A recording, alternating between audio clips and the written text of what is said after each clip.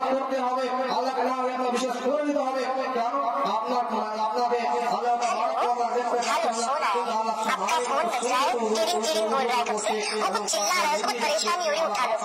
আবার সকাল হয়ে যাচ্ছে, আপনার এগুলো দেখে দিতে হবে।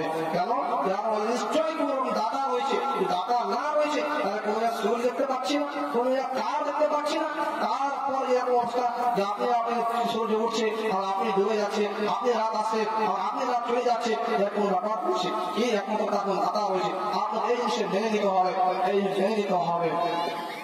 সম্মানিত মুসলিম সমাজ, শুধু তাই নয়, আমরা আজকে পৃথিবীটাকে কি করেছি, ধোঁকা মনে করে নিয়েছি। আমরা পানিতে উড়িয়ে দেওয়ার চেষ্টা করছি, কিন্তু বন্ধু উড়িয়ে দিয়ে চলবে না। পানিকে যখন কোনো ব্যক্তি ধরে নাই, যখন পানিগুলো উঠে থাকে না, সেরকম পৃথিবী আমরা কিছু ধরতে চাই, ধরে থাকতে পারবো না, ধরে থাকতে পারবো না। আমাদেরকে পৃথিবী ছেড়ে যেতেই হবে, এতে কোনো রকমের সন্দেহ নেই।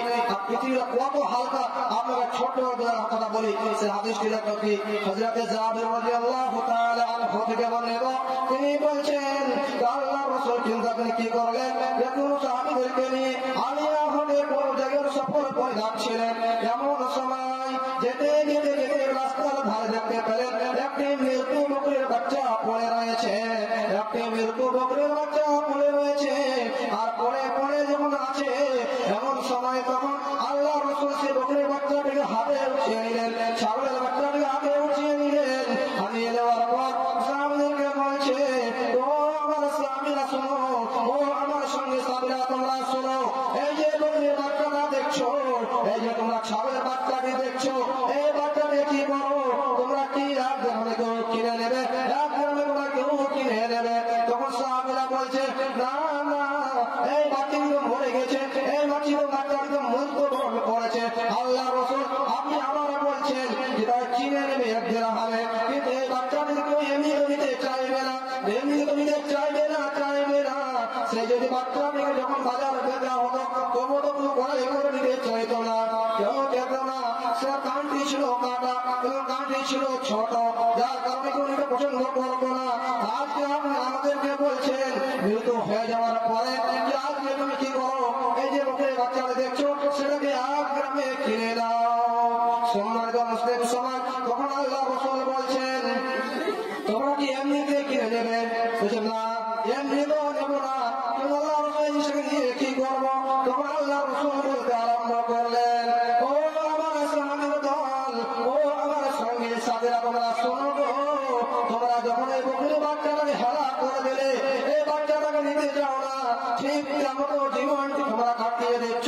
এই পৃথিবীর মর্যাদা, এই পৃথিবীর দাম, এই পৃথিবীর তার চেয়ে তার মূল্য কম, কিন্তু আমরা সেই মূল্য কম জিনিসগুলো ধরে রাখি।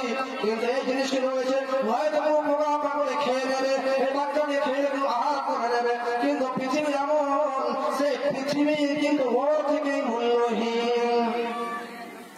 সম্মানিত মুসলিম সমাজ, শুধু তাই নয়, আল্লাহ রাসূল আমাদের জীবনে কোনো কথা বলেছেন, শুধু এমন কথা বলেছেন আজকে আমরা যদি মরে যাই তাহলে আমরা কিন্তু যদি আমরা ভালো আমল করে থাকি তাহলে জান্নাতে যাব, এবং আমরা ভালো আমল না করে তাহলে জাহান্নামে যাব। তাহলে জাহান্নামের চিত্র আমরা একটু দেখিয়ে দিই, যেমন কি আল্লাহ তাআলার সামনে এই যে পৃথিবীর মুজিবে ধরে রয়েছে, এই মুজিবেরা, এই গুনাহগাররা আল্লাহর সামনে দাঁড়িয়ে বলবে আল্লাহ যখন চিত্র রয়েছে, যত ভুল করেছে সব ভুল যখন দেখিয়ে দেবে তখন বলবে, কি বলবে? আল্লাহ রাসূল বলেছেন, বিশ্বনবী বলেছেন কি জাহান্নামের মধ্যে ৭০,০০০ ফেরেশতা রয়েছে, ৭০,০০০ ফেরেশতার মধ্যে ৭০,০০০ লাগাম রয়েছে, একটা লাগামে ৭০,০০০ ফেরেশতা রয়েছে। আর কিন্তু যখন কি হবে, ওই যখন জাহান্নাম থেকে ফেরেশতারা টেনে টেনে টেনে নিয়ে এসে ওই কিন্তু কিয়ামতের মাঠে উপস্থিত করে দেবে।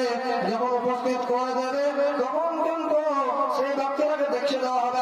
আল্লাহ বলবেন, হাদিহি জাহান্নামুল্লাতী কুনতুম তুআদুন, হে জাহান্নামীরা তোমরা দেখে নাও, এই জাহান্নামের ব্যাপারে তোমাদেরকে পৃথিবীতে ওয়াদা দেওয়া হয়েছিল, এই ব্যাপারে তোমাকে ওয়াদা দেওয়া হয়েছিল আর বলা হয়েছিল কি তোমরা কি করবে, এর মধ্যে আমল করবে, ঠিক আমল করবে, তাহলে তোমরা এই জাহান্নামে চলে যাবে।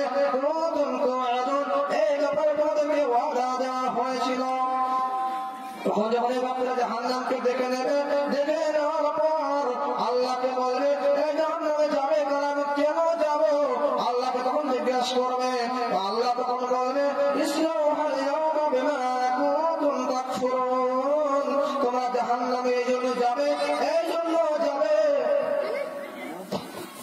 তোমরা পৃথিবীতে তোমরা কি করেছিলে, নাস্বীকার করেছিলে, আল্লাহকে মানোনি, যার কারণে আগে জাহান্নামে যেতে হবে।